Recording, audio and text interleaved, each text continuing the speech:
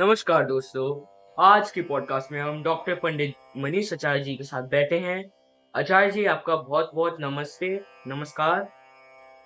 तो मेरा एक सवाल था कि जैसे लोग बोलते हैं कि अभी जितने पाप कर सको वो कर लो क्योंकि मरने के बाद कोई देखता तो है नहीं।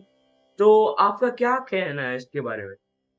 बहुत अच्छा प्रश्न किया है कि अ, आप जो कह रहे हैं कि मरने के बाद नहीं देखता कि जब जीवात्मा शरीर को त्याग देती है और शरीर जब यहाँ रह जाता है, उसके बाद जो आत्मा गमन करती है, उसके बाद उसका जो लेखा-जोखा है उसका लेखा-जोखा क्योंकि आपने देखा होगा ना जैसे कंप्यूटर होता है, जी, जी। कंप्यूटर में जो मेमोरी होती है, वो मेमोरी फ्लॉपी होती है, वो फ्लॉपी जब हम लगाते हैं तो सारा डाटा निकल आता है। हुँ, ठीक हुँ। उसी प्रकार से जब हमारा शरीर यहाँ छूट जाता है और सूक्ष्म शरीर बुद्धि के साथ जाता है, तो वहाँ पर भी यही सिस्टम है। फ्लॉपी जब वहाँ पे खुलती है, तो आपने कितने आज पुण्य किए हैं, कितने आज आपने पाप किए हैं इस शरीर के साथ, वो लेखा-जोखा वहाँ पे खुल जाता है और उस लेखा-जोखे के आधार पर कि पता लगा कि आचार्य जी ने 55 पाप किए हैं और 65 पुण्य किए हैं।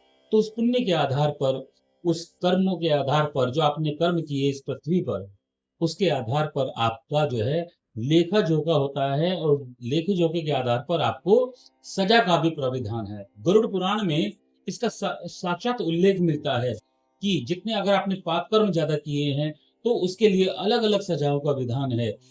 लोग ये मानते हैं कि वहाँ पर क्या होगा जब हमारा शरीर ही नहीं होगा तो कैसे प्रताड़ना होगी। तो मैं ये सबको बता देना चाहता हूँ शास्त्रों में ये लिखित है, उल्लिखित है हुँ। कि जब हमारे शरीर यहाँ छूट जाता है उसके बाद वहाँ पे फिर प्राण का संचार किया जाता है। उसमें सूक्ष्म शरीर में प्राण का संचार किया जाता है और उसके बाद वो प्रताड़ना दी जाती है।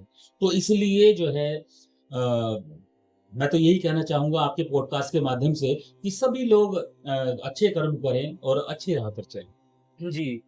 जैसा आपने बताया कि गरुड़ पुराण में लिखा हुआ है, ऐसे कोई और भी ग्रंथ हैं जिनमें इसका वो किया गया है? देखिए, जो वेद हैं, वेदों की जो भाषा है, वेदों का जो अ, विस्तृत वर्णन है, ये डिस्क्राइब किया गया है अलग-अलग विषयों को, तो वो पुराणों में किया गया है। तो जी, वेदों को जो डिस्क्राइब किया है, उस डिस्क्राइब के आधार पर हमारे पुराणों का उल्लेख मिलता है।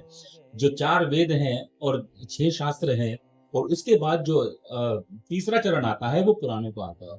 तो वो पुराण जो हैं, वो अपने आप में ही जो है बहुत बड़ा प्रमाण है। जी आपका बहुत-बहुत धन्यवाद। मिलते हैं अगली पॉडकास्ट में। Thank you.